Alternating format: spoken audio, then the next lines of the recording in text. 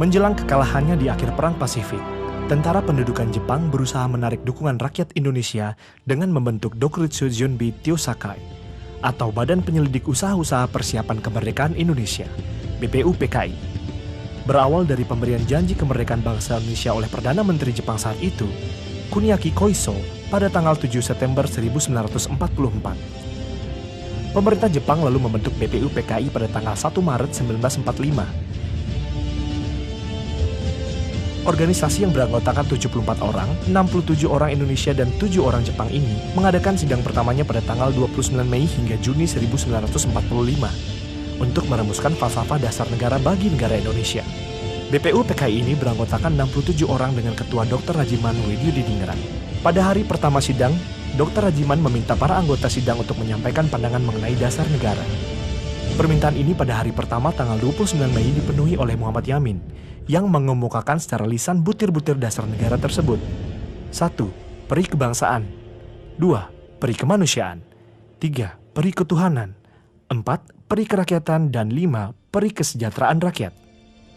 Pada tanggal 31 Mei 1945, Profesor Supomo menyampaikan butir-butir nilai yang diusulkannya menjadi dasar negara. 1. Persatuan. 2. Kekeluargaan. 3. Keseimbangan lahir dan batin. 4. Musyawarah. 5. Keadilan rakyat. Hampir separuh anggota badan tersebut menyampaikan pandangan dan pendapatnya. Namun belum ada satupun yang memenuhi syarat suatu sistem filsafat dasar untuk membangun Indonesia merdeka. Pada tanggal 1 Juni 1945, Bung Karno mendapatkan giliran untuk menyampaikan gagasannya tentang dasar negara Indonesia merdeka. Insinyur Soekarno berpidato 5 dasar negara. 1. Kebangsaan Indonesia. 2. Internasionalisme atau peri kemanusiaan. 3. Mufakat dan demokrasi. 4. Kesejahteraan sosial. 5. Ketuhanan yang Maha Esa. Kemudian Insinyur Soekarno menyampaikan nama yang tepat untuk kelima dasar negara yang disampaikan. Nama kelima dasar itu adalah Pancasila. Dilanjutkan Bung Karno, kelima dasar itu dapat diperas menjadi 3 dasar Indonesia merdeka: sosionasionalisme, sosiodemokrasi, dan ketuhanan. Dan bila diperas lagi menjadi 1 dasar saja, menjadi gotong royong. Selanjutnya, BPUPKI membentuk panitia kecil untuk merumuskan dan menyusun undang-undang dasar dengan berpedoman pada pidato Bung Karno itu. Dibentuklah panitia kecil yang terdiri dari 8 orang, yang diketuai oleh Insinyur Soekarno, dan anggota-anggotanya adalah Muhammad Hatta, Sutarjo Karto Hadikusumo, Wahid Hasyim, Ki Bagus Hadikusumo, Otto Iskandar Dinata, Muhammad Yamin, dan A.A. Maramis. Panitia ini bertugas menampung saran-saran, usul-usul, dan konsepsi-konsepsi para anggotanya. Pada tanggal 22 Juni 1945, panitia kecil ini mengambil prakarsa untuk mengadakan pertemuan dengan 38 anggota BPUPKI yang sebagian diantaranya sedang menghadiri sidang Chosangin, sebuah badan penasihat yang dibentuk oleh pemerintah pendudukan Jepang. Pada pertemuan tersebut dibentuk sebuah panitia kecil lain yang kemudian dikenal dengan sebutan Panitia 9, yang terdiri dari Insinyur Soekarno, Muhammad Hatta, A.A. Maramis, Abi Kusno Cokro Sujono, Haji Agus Salim, Ahmad Subarjo, Kiai Haji Wahid Hasyim, A.K. Muzakir, dan Muhammad Yamin. Panitia 9 dibentuk untuk mencari modus antara apa yang disebut golongan Islam dengan apa yang disebut golongan kebangsaan mengenai soal agama dan negara.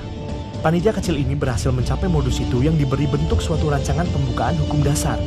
Inilah yang kemudian dikenal dengan nama Piagam Jakarta 22 Juni 1945. Dalam Piagam Jakarta termaktub rumusan dasar negara yang berbunyi sebagai berikut. 1. Ketuhanan dengan kewajiban menjalankan syariat Islam bagi para pemeluk. 2. Kemanusiaan yang adil dan beradab. 3. Persatuan Indonesia. 4.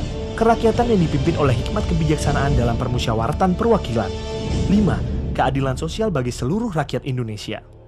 Sore hari pada tanggal 17 Agustus 1945, ketika Indonesia baru saja memproklamirkan kemerdekaan, Muhammad Hatta menerima utusan dari Indonesia Timur yang menyatakan isi sila pertama sebagaimana Piagam Jakarta tidak mewakili mereka, sehingga kemungkinan mereka akan melepaskan diri dari negara Indonesia yang belum sehari merdeka.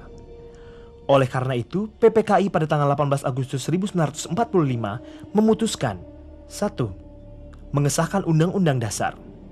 2. Memilih dan mengangkat Insinyur Soekarno sebagai Presiden dan Dr. Andes Muhammad Hatta sebagai Wakil Presiden Republik Indonesia. 3. Membentuk Komite Nasional untuk membantu tugas Presiden sebelum MPR dan DPR terbentuk. Berkaitan dengan Undang-Undang Dasar, terdapat perubahan dari materi yang dihasilkan oleh BPUPKI.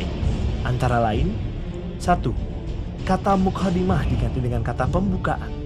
2. Pada pembukaan alinea keempat anak kalimat ketuhanan dengan menjalankan syariat Islam bagi pemeluk-pemeluknya diganti dengan ketuhanan yang Maha Esa. 3. Pada pembukaan alinea keempat anak kalimat menurut kemanusiaan yang adil dan beradab diganti menjadi kemanusiaan yang adil dan beradab. 4. Pada pasal 6.1 yang semula berbunyi Presiden ialah orang Indonesia asli dan beragama Islam diganti menjadi Presiden adalah orang Indonesia asli. 5. Sejalan dengan usulan kedua, maka pasal 29 pun berubah. Pancasila sebagai konsep dasar negara lahir pertama kali pada tanggal 1 Juni tahun 1945. Kemudian disahkan atau diresmikan pada tanggal 18 Agustus 1945 sebagai dasar negara, sebagai bagian yang tidak terpisahkan dari Undang-Undang Dasar 1945. Ideologi Pancasila diletakkan oleh pendiri bangsa ini sebagai ideologi bangsa yang dapat menjiwai berbagai gerakan dan kehidupan politik, serta kemasyarakatan bangsa Indonesia.